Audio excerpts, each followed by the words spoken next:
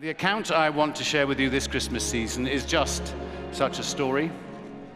It's about a family who, in the darkest moments of life, found the hope and peace we associate with this season, the true spirit of Christmas, how it transformed them and also has blessed this world.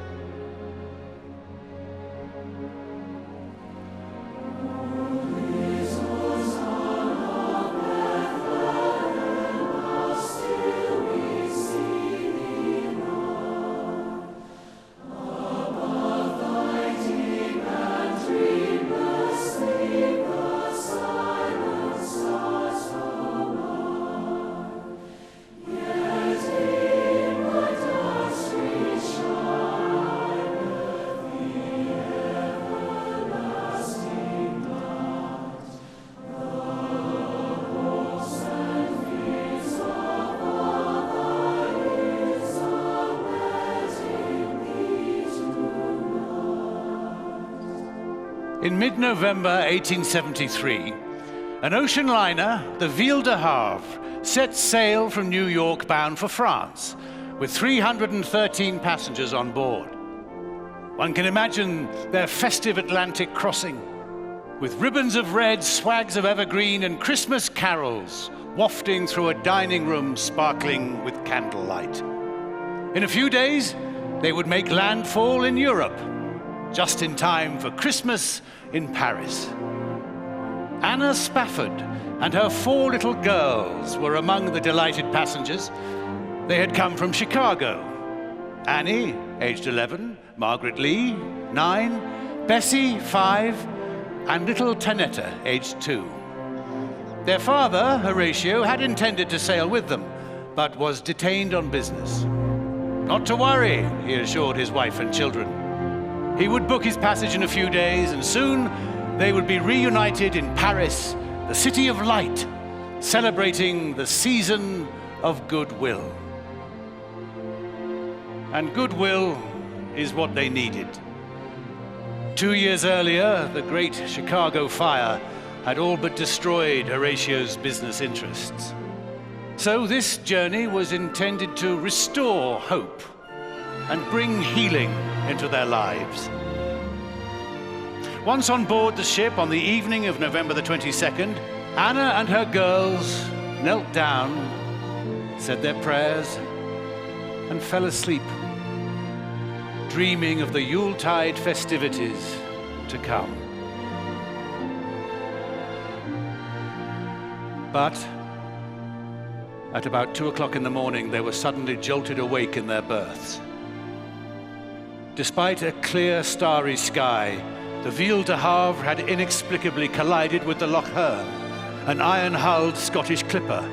Lifeboats quickly filled with people. Many passengers leapt into the icy waters. Anna tried desperately to keep her children together, but the 2 eldest became separated in the confusion. Just 12 minutes after the impact, a wave washed over the deck, and Anna was drawn under, together with her 2 youngest daughters. She held on to 5-year-old Bessie until her strength gave out. Her last memory was of 2-year-old Tanetta in her lace nightgown, torn from her grasp, getting smaller and smaller, until she too finally disappeared. Later, the crew of the Loch Earn found Anna unconscious, floating on a wooden plank. When the ship docked in Wales, Anna sent a telegram to her husband. It read, "Saved alone. What shall I do?" Horatio immediately sailed from New York. He wrote to a friend, "There is just one thing in these days that has become magnificently clear. I must not lose faith." 4 days into his voyage, on a Thursday evening, the captain summoned Mr. Spafford to the foredeck. By the crew's calculations, they were nearing the very place where Anna's ship had gone down, taking with it their 4 daughters, now resting some 3 miles below. But Horatio refused to look down. "I did not think of our dear ones there," he later recounted. Instead, he gazed out across the rolling waves and up into moonlit sky. There and then, he began to formulate a simple expression of his faith, a verse that would become a hymn. "When peace, like a river, attendeth my way, when sorrows like sea billows roll, whatever my lot, thou hast taught me to say, it is well. It is well with my soul." Only a few weeks earlier, in the same place on the open sea, Anna had experienced a similar awakening. After her rescue, when she'd regained consciousness, she was overcome with despair and simply wanted to throw herself back into the ocean. What was life worth now? What could it ever be without her children? But then, it was as if she heard a voice in her mind and her heart. "You are spared for a purpose, Anna. You have a work to do."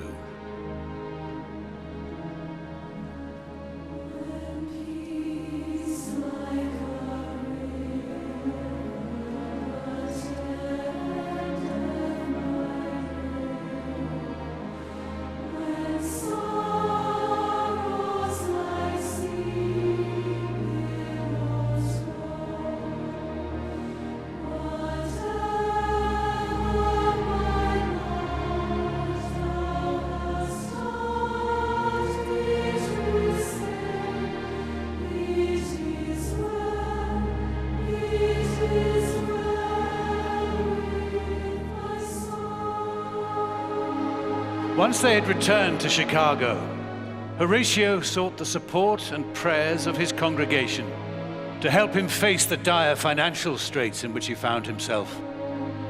Anna gave birth to a boy and then a girl. But sorrow upon sorrow, that son, Horatio Jr., succumbed to scarlet fever at the age of 3. Then, a year later, another daughter was born. Only 2 of their 7 children lived to maturity. But the Spaffords never yielded hope.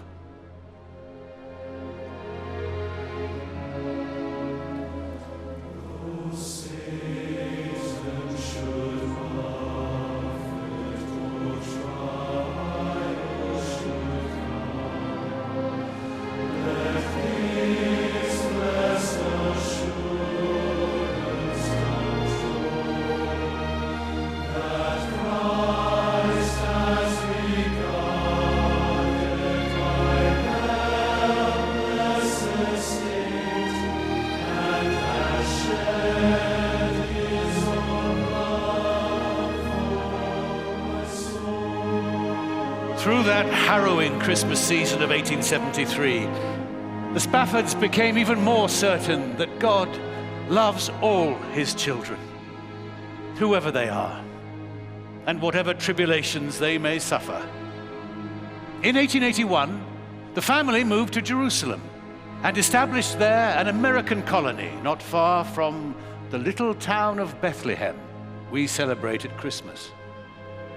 Although deeply religious, their purpose was not to proselytize, but to serve people of all backgrounds, relieving the effects of poverty, disease, and strife wherever it was found.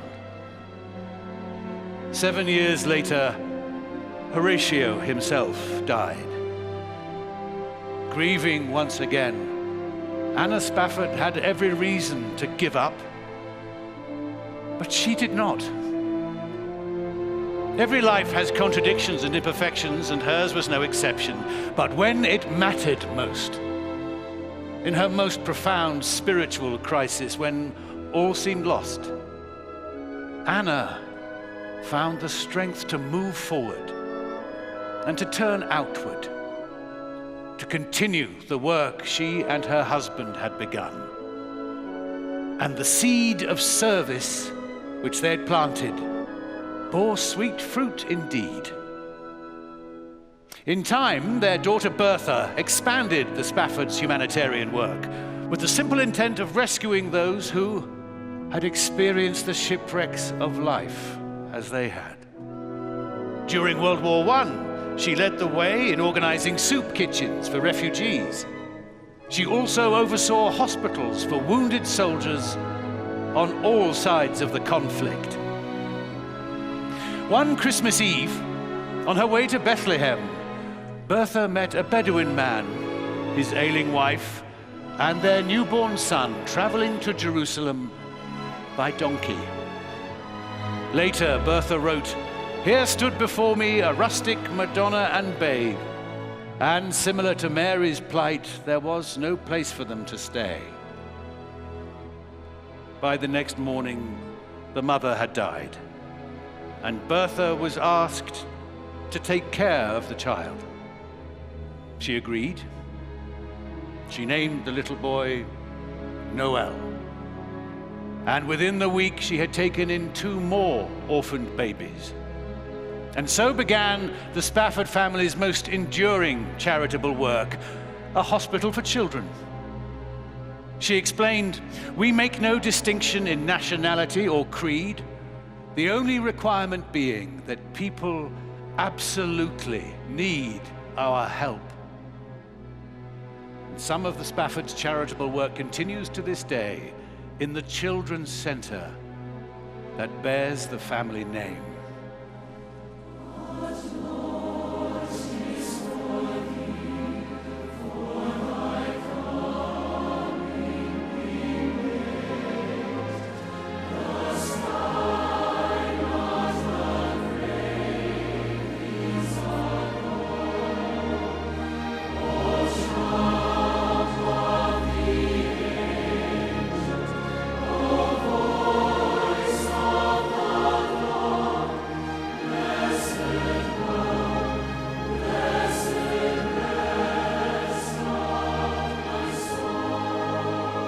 For nearly 150 years, millions have sung and have been lifted by Horatio's hymn, but most have not been aware of the circumstances in which it was written. But they have been strengthened by its universal message. Horatio's words echo with the story of Christmas. A child was born in Bethlehem, bringing peace on earth and goodwill toward men. Because of him, and through his example, the human spirit can rise above tragedy. Whenever, however, we suffer our own night of sorrow, God's love does shine in the darkness. Hope can heal the wounded soul, and the Christmas work of giving, of loving, serving, and of rescuing is ours if we choose to make it so. And as we do, we join with saints and angels to rejoice and sing. It is well.